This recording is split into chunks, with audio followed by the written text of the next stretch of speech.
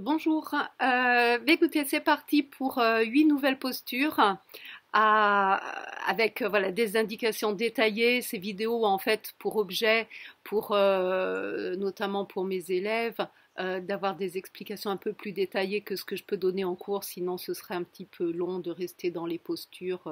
Voilà, et puis pour les nouvelles pratiquantes qui commencent en cours d'année et qui n'ont pas eu ces indications en début d'année, ça fait une sorte de petite session de rattrapage. À vos tapis.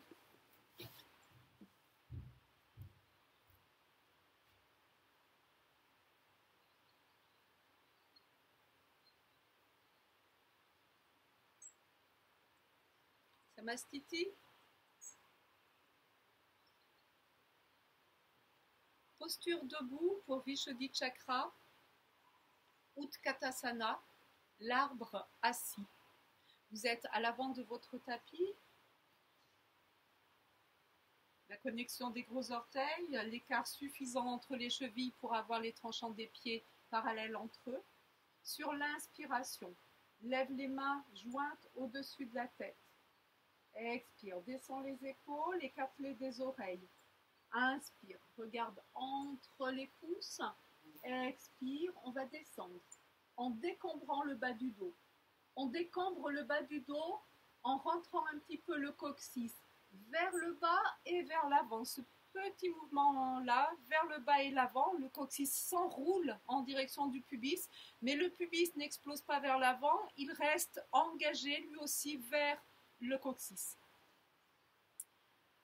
Donc, on a les mains jointes, les bras sont tendus, vraiment tendus. Il y a de la force, de l'engagement dans cette posture. On a décombré le bas du dos avec le coccyx, on rentre le nombril, Uddiyana Bandha, c'est le verrouillage du nombril, et on peut descendre. On va essayer, on peut regarder pour prendre un repérage. Quand on descend, les genoux ne doivent pas pencher trop à l'avant, on doit voir les orteils. Donc vous voyez vos orteils, vous descendez un peu. Inutile de descendre trop et de cambrer ou de se faire mal au bas du dos. On descend juste ce qu'on peut aujourd'hui et on reste dans la posture. Donc on ressent, surtout dans cette posture, on ressent les appuis. Ressentez l'équilibre du poids du corps. Comment se fait la répartition du poids du corps sur le pied droit, le pied gauche, l'avant, l'arrière. Les talons sont fortement engagés. Et les bras sont forts. On va vraiment chercher le ciel avec le bout des doigts. Essayez d'observer, de remarquer que parce que vous mettez de la pression dans l'appui des pieds, vos jambes sont fortes, de l'engagement au niveau des bras, des mains, vos bras sont forts et ça libère quelque chose au niveau du dos. Le dos, il n'y a pas de stress, de poids, d'engagement au niveau du dos. C'est sur une inspiration qu'on remonte et sur l'expiration, on défait la posture de l'arbre assis, Utkatasana. Andasana, la posture de l'œuf.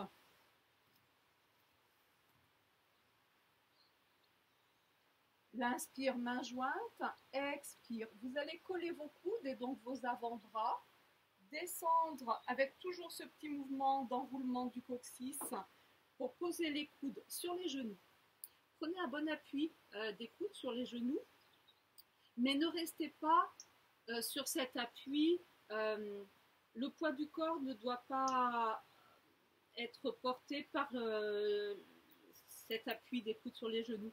Vous devez au contraire presser les coudes dans les genoux pour pouvoir avoir accès, être conscient dans votre dos et pouvoir l'allonger. Vous allez l'allonger avec le coccyx vers l'arrière et les épaules vers l'arrière, le sommet de la tête vers l'avant. Donc au niveau des alignements, ça donne les genoux à l'aplomb des chevilles, les cuisses parallèles au sol, le coccyx, les épaules à l'arrière, les tranchants des pouces sont sur le front et on respire. Donc c'est à nouveau une posture de force. Là encore, observez l'importance de mettre de l'engagement au bon endroit, le bon effort, la juste quantité au juste endroit. Ça doit brûler au niveau des cuisses. Et c'est sur une inspiration qu'on va remonter, tendre les bras, garder la tête haute, la nuque alignée avec la colonne vertébrale pour redescendre les bras de chaque côté pendant une longue expiration. Posture pour Anahata Chakra, pour le cœur. On commence par crocodile, Makarasana. Donc on est allongé sur le ventre.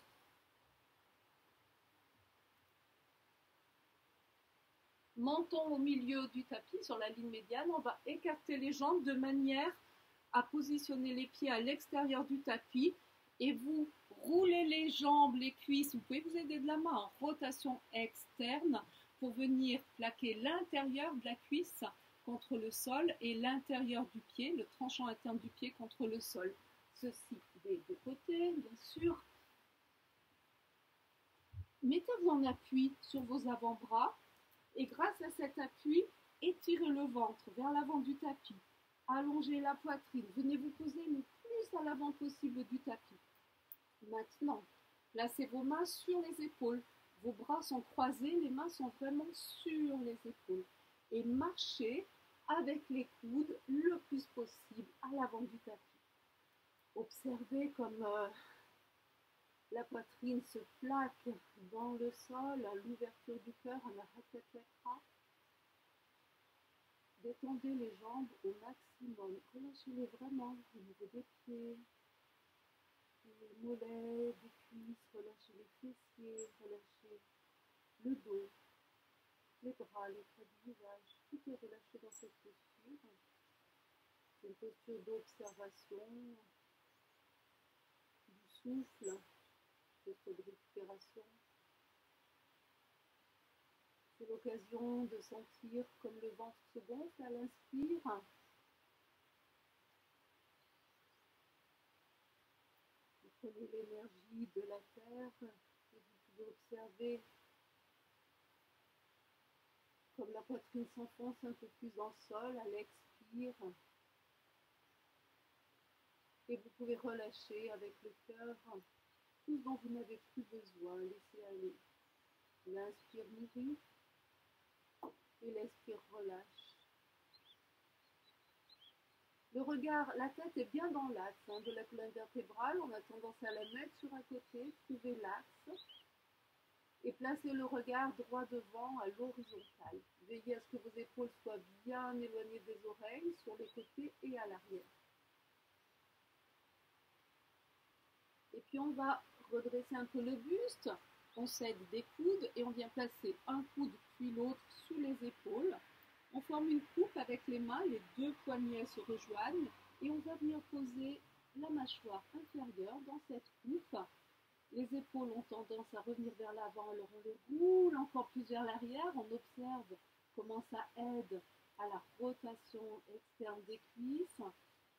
Contact du pubis, du ventre avec le sol. Ouverture du cœur vers l'avant, la Anahata Chakra.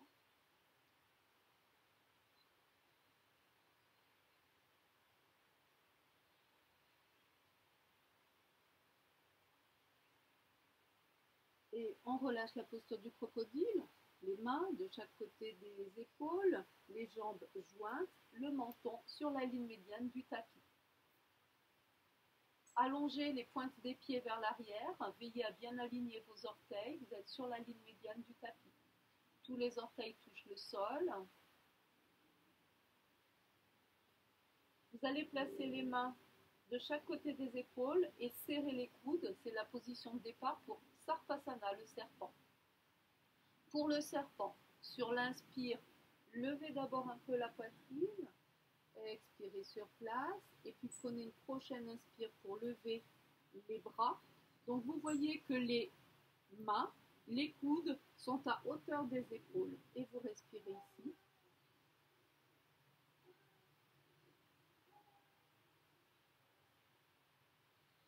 Allongez bien la nuque. Ne forcez pas trop avec les jambes.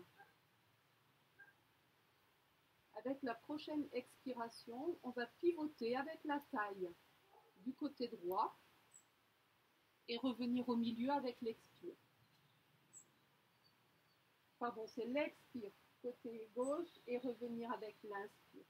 Si vous pouvez, vous allez maintenant croiser vos doigts derrière les mains ou bien juste les pouces, ça marche aussi.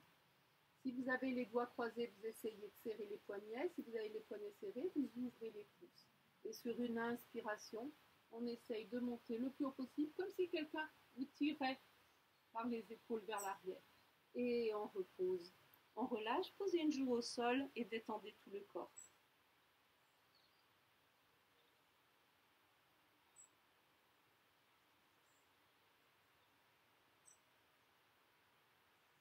Puis remettez la tête dans l'axe, les mains de chaque côté, les orteils crochetés.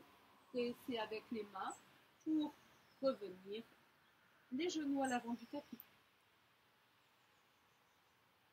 Donc vous êtes à l'avant de votre tapis sur les talons.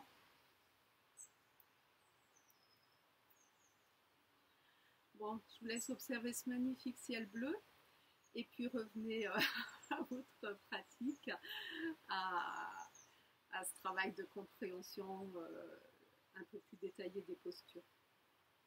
La prochaine posture, il y a deux prochaines postures pour Manipura Chakra, donc notre attention va être lors de l'expiration derrière le nombril.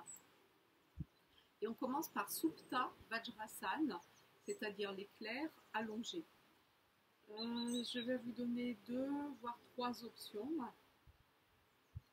Prenez celle, bien sûr, qui est bien pour vous. Rappelez-vous que toute notion de performance est contraire à l'esprit du yoga. Alors, on part.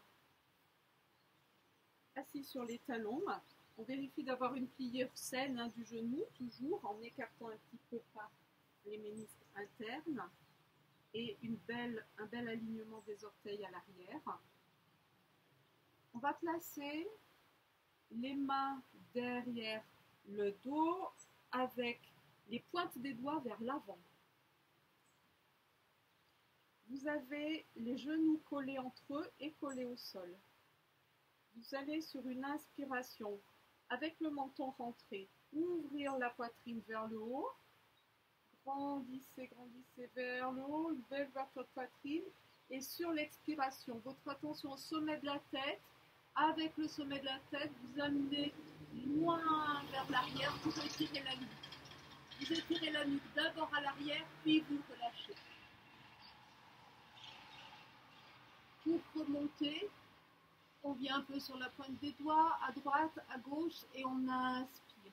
On redresse d'abord le buste, et après, on ramène le menton. Donc ici, les 2 choses importantes pour ne pas se faire mal dans Supta Vajrasana, c'est pour la nuque. Ne cassez pas la nuque, on voit pas ma main comme ça. Cassez pas la nuque pour faire un angle droit. Essayez de trouver un joli arc de cercle avec la nuque. Pour ça, il faut vraiment partir du sommet de la tête, l'amener à l'arrière, allonger, allonger, allonger, et après, l'amener vers le bas. Si vous allez vers le bas direct, clac, vous cassez les vertèbres au niveau cervical. Enfin, casser, c'est une façon de parler. Heureusement. Bon, je m'égare aujourd'hui, je suis distraite, je me recentre. Premier point important, donc c'est la nuque. Ensuite, c'est de partir menton rentré, inspire, lève la poitrine et expire, donc la nuque. Et puis le deuxième point important, c'est pour revenir. Pour revenir, ne revenez jamais avec le menton en premier. Si vous amenez le menton en premier, vous allez tirer par les cervicales. Et c'est au niveau de la colonne vertébrale, de la colonne cervicale, là que ça va faire l'effort. C'est pas ce qu'on cherche. On ne cherche pas du tout à forcer au niveau des cervicales, au contraire. Donc vous allez plutôt, quand vous êtes à l'arrière, garder la tête penchée à l'arrière. Et imaginez qu'on vous a accroché un fil ici au niveau du sternum et que quelqu'un vous tire par le sternum. Donc c'est vraiment la poitrine qui se redresse, qui va vers l'avant jusqu'à ce que le buste soit droit. Et une fois que le buste est droit, le menton revient naturellement vers l'avant pour que la tête se redresse. Ça, c'est la première option. La deuxième option, si on est plus souple, c'est de partir de la même manière, les mains à l'arrière, menton rentré, Mais si on peut, avec le menton rentré toujours, on va chercher à poser un avant-bras, puis l'autre avant-bras. Et si on a les avant-bras au sol sans que les genoux se lèvent et s'écartent, il faut garder les genoux au sol et serrés. À ce moment-là, on peut inspirer, ouvrir la poitrine, expirer, aller chercher le sol avec le sommet de la tête. Donc les coudes vont glisser un peu à l'avant pour pouvoir positionner bien le sommet de la tête. Vous êtes en appui sur la tête, vous n'avez plus besoin des coudes, vous les laissez glisser, vous posez les mains sur les hanches, les coudes au sol tranquillement. Et vous respirez ici. Pour revenir, on va respecter les mêmes étapes. On replace un avant-bras, l'autre avant-bras, on presse un coude, une main, l'autre main, la tête est toujours à l'arrière, le bout des doigts, le dos se redresse, puis la tête. Il y a une troisième option de Supta Vajrasana pour, si vous avez la souplesse nécessaire, ça va être d'être complètement allongé et on va toujours respecter les étapes pour y aller, les étapes pour revenir. Ce sont les mêmes étapes pour revenir. Donc on descend les mains, les avant-bras. Et là, au lieu de placer le sommet de la tête, on peut placer le dos complètement à plat. Attention aux genoux qui s'écartent et se relèvent, c'est qu'on n'est pas tout à fait prêt. Si on a le dos au sol, on peut tendre les bras vers l'arrière et faire nos respirations dans cette posture-là. Et pour revenir, on va ramener les bras, un coude, l'autre coude, une main, l'autre main, pointe des doigts, le dos, la tête. Bon, ok. Une posture pour Svadhisthana Chakra, donc vous vous asseyez sur un côté, vous tendez les jambes à l'avant du tapis. La posture de départ, des postures jambes tendues à l'avant du tapis, c'est toujours Dandasana, la posture du bâton. Pour ceux qui me connaissent, vous ne serez pas choqués de voir que j'aime bien mettre la main dans la culotte pour écarter la peau des fessiers à droite, à gauche, et c'est une belle manière de se positionner parfaitement sur les ischions pour engager les jambes dans Samastiti, les mains de chaque côté et avoir cette belle posture de départ d'Andasana. La posture aujourd'hui, c'est Navasana, le bateau. J'insiste un petit peu là sur le positionnement des ischions parce que c'est dans cette posture encore plus important d'être bien sur les ischions, c'est-à-dire de ne pas rouler sur la chair des fessiers, mais bien sur les os du bassin. Donc en gardant cette assise sur les ischions fessiers, on va placer les mains sous les genoux, fléchir un peu les jambes, ramener les genoux en direction de la poitrine. On continue de presser les ischions dans le sol pour que le dos ne s'arrondisse pas, qu'on ait la colonne vertébrale droite, la nuque dans l'axe de la colonne vertébrale, la tête dans l'axe, et on allonge la nuque jusqu'au sommet de la tête. Les épaules sont détendues, les omoplates plaquées dans la poitrine, le nombril engagé vers l'arrière, les bras sont le long du corps. Sur une inspiration, sans desserrer les genoux, on lève le pied droit, tibia parallèle au sol, pied flex. Sur une autre inspiration, l'autre pied, les deux tibias parallèles au sol, pied flex. Vous êtes dans la posture de Navasana. Vous respirez. L'inspire allonge le dos, la nuque jusqu'au sommet de la tête. L'expire, comme si vous expiriez par le coccyx, Svadhisthana Chakra. L'inspire est profonde et l'expire est longue. On peut tout à fait rester dans cette posture ou bien on peut la faire évoluer. Si on a envie et la possibilité de faire évoluer cette posture, on va faire glisser les mains vers les chevilles sans trop rouler sur les fessiers. On reste sur les ischions et on tend les jambes. On respire. Dans l'idéal, l'angle formé entre vos cuisses et votre buste quand vous étiez avec les jambes fléchies ne change pas, ne s'augmente pas quand vous tendez les jambes. Et puis vous pouvez également tendre les bras parallèles au sol et vous êtes dans une posture assez exigeante avec les bras tendus, les jambes tendues et vous revenez main sous les genoux, pointe des pieds au sol, vous faites glisser talon droit, talon gauche, pointe des doigts à l'arrière pour récupérer.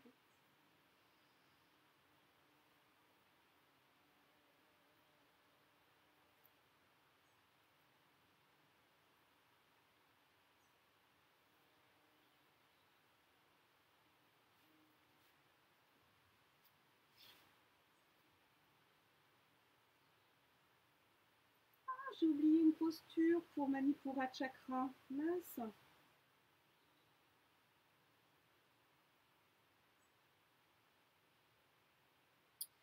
J'ai oublié la posture de la tortue, Kurmasana. Bon, c'est pas la plus difficile, mais je vais quand même la reprendre pour vous montrer quelque chose d'important au niveau de la nuque. Bon, désolée. En même temps, on n'est pas sur une pratique dans la fluidité, hein. On est sur plutôt en mode atelier, donc c'est pas si grave que ça.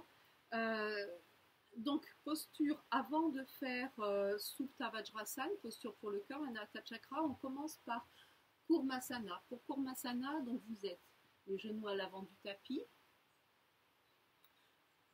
Sur l'inspire, on serre les poings, on ramène les avant-bras. Sur l'expire, on place les poings sous le menton et on essaye de placer les coudes sous le nombril.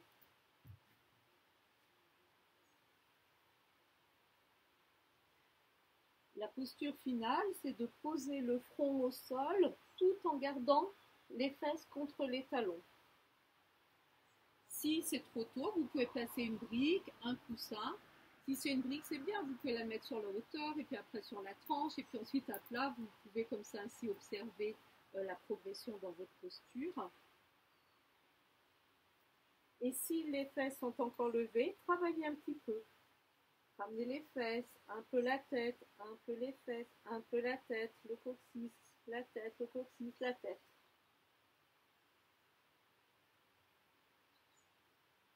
Dans cette posture, il y a vraiment une sorte de contraction. Tout est dirigé derrière le nombril, dans Manipura Chakra. Comme une tortue qui rétracte ses pattes, sa tête, dans sa carapace. Donc ressentez ici le fait de tout ramener derrière le nombril, sous votre carapace, votre dos. Et alors ce que je voulais vous montrer, c'est ce petit mouvement où, après avoir respiré dans la posture, on allonge la tête par le sommet, on allonge la nuque par le sommet de la tête. Donc vous devez vraiment chercher une sorte de ligne droite entre le dos, la nuque. Donc vous ne regardez pas vers l'avant, mais vous regardez vers le bas. D'accord ? Regardez vers le bas, allongez la nuque, épaule vers l'arrière. Et avec cette nuque très longue, vous imaginez vraiment un axe qui sort par le sommet de la tête et vous devez pivoter la tête autour de cet axe sans en dévier. C'est un mouvement qui se fait lentement sur une longue expiration avec une observation fine de chacun des petits muscles du cou. Et sur l'inspire, avec autant d'attention bien sûr dans le mouvement, on revient. On fait pareil à gauche avec une longue expiration. On va chercher loin, le plus loin possible. On regarde loin sur le côté et l'inspire qui vous ramène. Pour sortir de Kurmasana, on redresse un peu sur l'expire, on tend les bras, le dos des mains l'un contre l'autre. Et sur l'inspiration, on redresse, on ouvre l'expire, on défait la posture. D'accord ? Donc, un des intérêts de Kurmasana, c'est ce petit mouvement après avoir fait les respirations au niveau de la nuque. Surtout quand on travaille sur ordinateur, ou voilà, on peut avoir un petit peu des problèmes de cervicale. Donc, c'est bon de faire ce petit mouvement s'il est bien fait, avec vraiment cette conscience de l'axe de la colonne vertébrale qui sort par le sommet de la tête pour pivoter autour de cet axe. Du coup, je reprends l'enchaînement au niveau des dernières postures, de la dernière posture. Posture pour Muladhara Chakra, le périnée, allongé sur le dos, c'est Markatasana.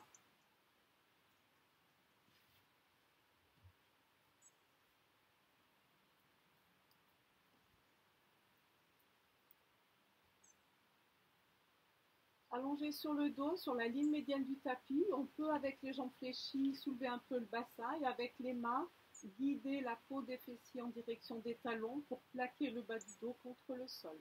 Puis on tend les jambes et on les engage dans Samastiti, c'est-à-dire les pieds carrés, les gros orteils qui se touchent, les pieds plats, le petit écart au niveau des chevilles, les talons qui pressent, l'arrière des talons qui pressent le sol, les pointes des orteils vers le haut. Et puis on allonge la colonne vertébrale, la nuque par le sommet de la tête, on rentre légèrement le menton vers les clavicules sans créer de compression là au niveau de la gorge. Les bras en croix avec une rotation externe des bras, les bras en croix. Ah, c'est désagréable sur le sol mouillé. Quoique, vous allez garder la jambe gauche tendue et engagée, c'est important, ça va être un point fixe pour effectuer la torsion. De Markatasana, c'est le twist de la mort.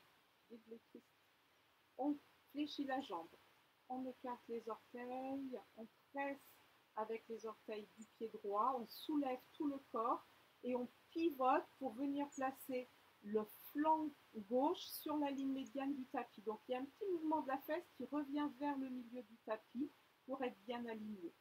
Et puis on laisse le genou droit tomber en direction du sol. On essaye de garder le contact du gros orteil au sol. Les deux épaules restent en contact avec le sol. Et on va tourner la tête pour aller regarder le bras droit avec la main gauche. Je viens saisir l'extérieur de la cuisse ou du genou et j'aide ce mouvement de torsion en appuyant tranquillement, légèrement le genou en le guidant vers le bas. Ne perdez pas l'engagement de la jambe. Ressentez que si vous le perdez, la torsion est... C'est plus vraiment une torsion au niveau de la taille, c'est tout le dos, tout le corps qui pivote et c'est parce qu'on cherche à étirer là au niveau de la taille. Donc, il y a deux points d'ancrage, l'épaule au sol, l'épaule droite, les deux épaules, notamment l'épaule droite, la jambe tendue, le bassin, et on fait la torsion. Alors, la torsion, toutes les torsions ne se font que sur l'expiration. Donc, d'abord, on inspire profondément, on allonge le segment, le dos, on allonge jusqu'au bout des doigts pour avoir un bel étirement, et sur l'expire, on cherche un peu plus de torsion, l'étirement, la taille. Rappelez-vous aussi que c'est une posture pour Muladhara Chakra, donc petit engagement à l'expire au niveau du Muladhara Chakra. Muladhara, quelques centimètres au-dessus du périnée.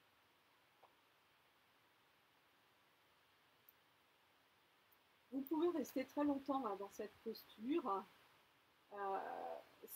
Plus vous restez longtemps, plus vous devrez être attentif à la manière d'en sortir. Et le meilleur moyen, c'est d'être très conscient des petits mouvements que vous allez faire et de les faire très lentement pour ramener le dos, presser le pied dans le sol pour bien positionner le dos sur la ligne médiane du tapis. Allongez, plaquez le bas du dos, tendez les jambes en samastiti, les bras en croix, les omoplates plaquées contre le sol, menton légèrement rentré. Donc on fait pareil du côté gauche. Jambe droite engagée, jambe gauche fléchie.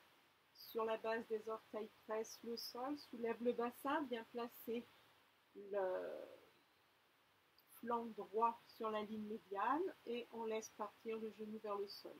On peut placer la main, extérieur cuisse, extérieur genou, et on pivote la tête pour regarder la main gauche.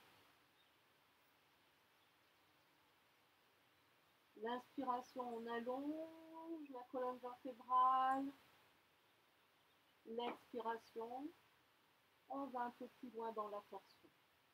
On n'oublie pas de garder l'engagement de la jambe droite qui est tendue, l'épaule gauche au sol.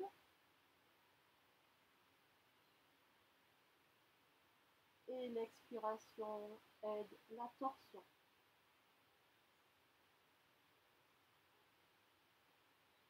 On relâche doucement, attention, pas d'à-coups, tout en contrôle pour replacer lentement la colonne vertébrale allongée sur la ligne médiane du tapis, les jambes tendues. On ramène les bras le long du corps. Si vous avez vraiment pratiqué en regardant cette vidéo, faites un petit Shavasana même si vous n'avez pas pratiqué. On peut faire Shavasana à tout moment de la journée, c'est pas seulement à la fin de la pratique, à tout moment de la journée, vous vous allongez, vous faites les alignements nécessaires, les jambes légèrement écartées, les talons vers l'avant pour détendre les tendons d'Achille, les bras légèrement écartés. En général, on dit 30 degrés d'angle entre les bras et le dos, mais ça dépend un peu des morphologies aussi. Cherchez avant tout le confort, la rotation externe des bras pour que les paumes des mains regardent le ciel, détendez jusqu'au bout des doigts.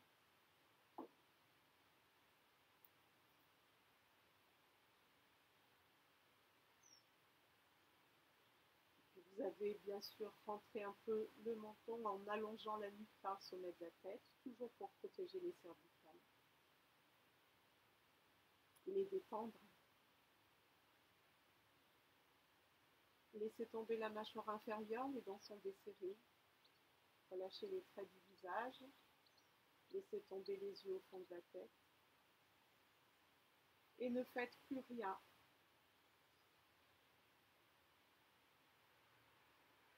Rien d'autre qu'observer votre corps.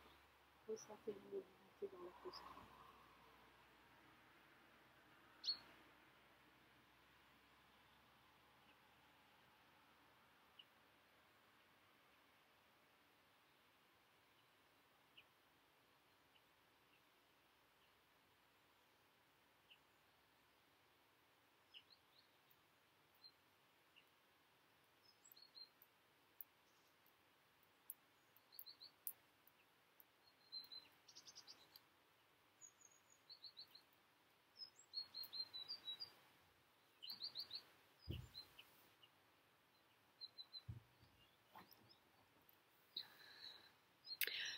Eh ben, c'est bien pour aujourd'hui. Je regardais le temps, 30 minutes, ouais, c'est encore beaucoup. Bon. Bonne journée, à demain pour la dernière vidéo de ces vacances.